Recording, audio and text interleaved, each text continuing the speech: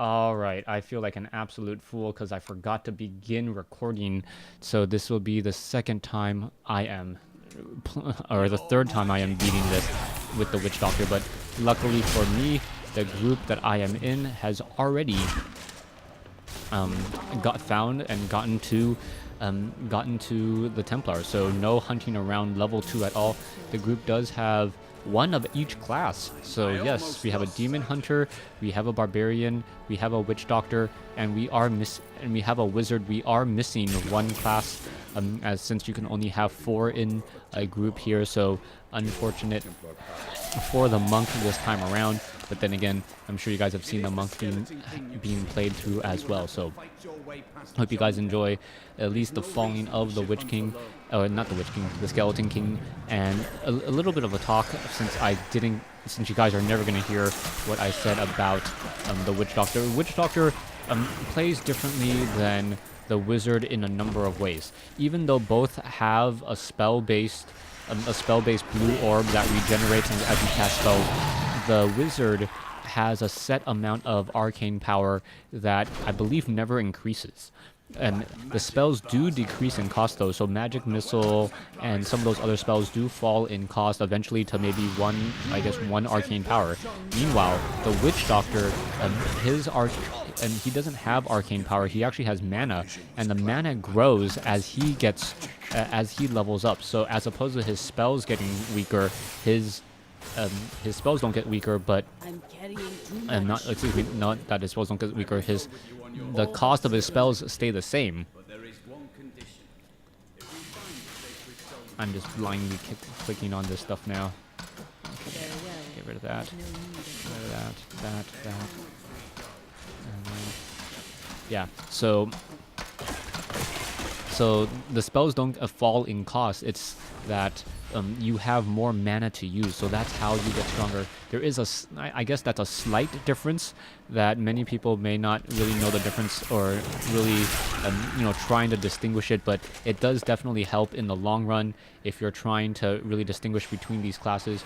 Back over here, sometimes I mentioned that there's a mob over here, but this time around there isn't. And then traveling to the south has absolutely nothing, so just go ahead and head to the north. The demon hunter that's with me seems a little bit better than when I played her. Really, the demon hunter, you really want to be able to use multiple skills.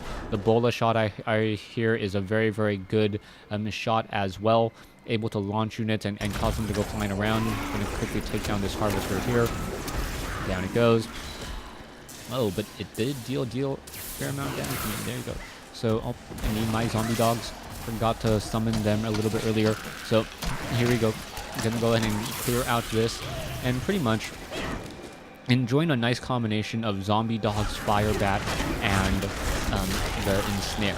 The ensnare ability lets them group, or allows me to group up my units or my opponent's units a little bit more closely together, and then by grouping them closely together, I can use this fire bat ability, just like a fire bat in StarCraft 2, deals AoE damage straight in front of you and able to take down a lot of units pretty quickly.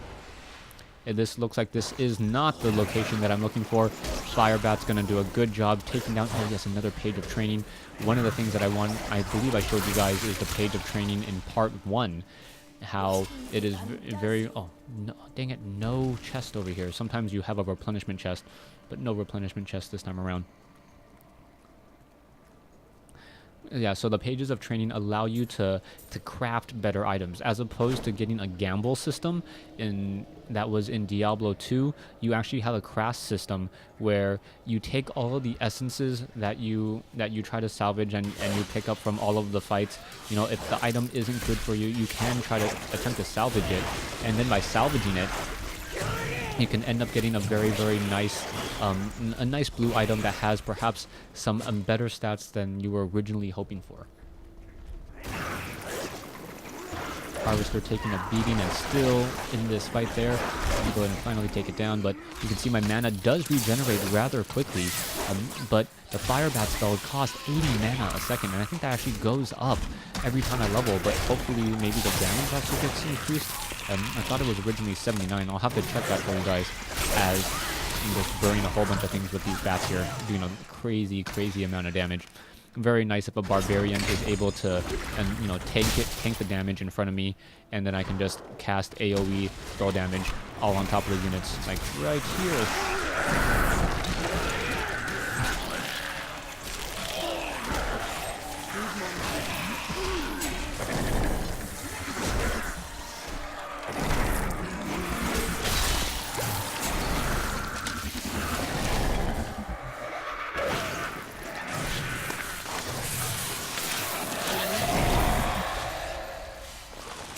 Now, there are also elixirs in the game, and what the elixirs do is they're like essentially like temporary stat buffs that help you out and give you more precision, more attack, make you a little bit stronger. Generally use them on harder fights, but since right now we're just constantly grinding and grinding and grinding, enter the Crypt of the Skeleton King. Where is it?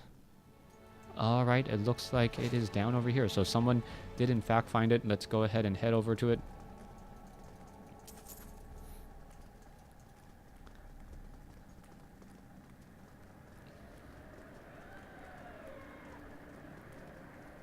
It looks like one guy was able to fight through it.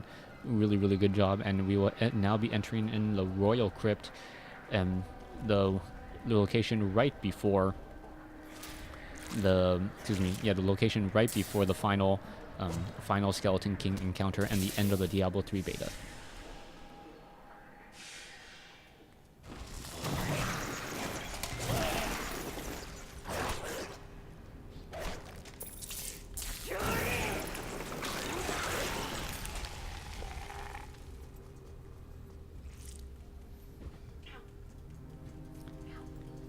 Yes, honey is home. This burden is mine to bear. I'm recording.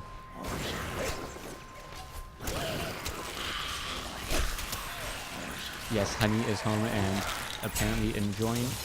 Oh, and here we go. So apparently you don't even need to fight through all of those instances. You can just straight run past and try to get straight to the Crypt of the Skeleton King. So this will be a very, very fast part 3 or conclusion to this, as I found a group halfway through and we didn't even try to clear out all of the funness and in all of the pre-instances of the Skeleton King. So let's go ahead and take him down and see if I can get lucky with items this time around.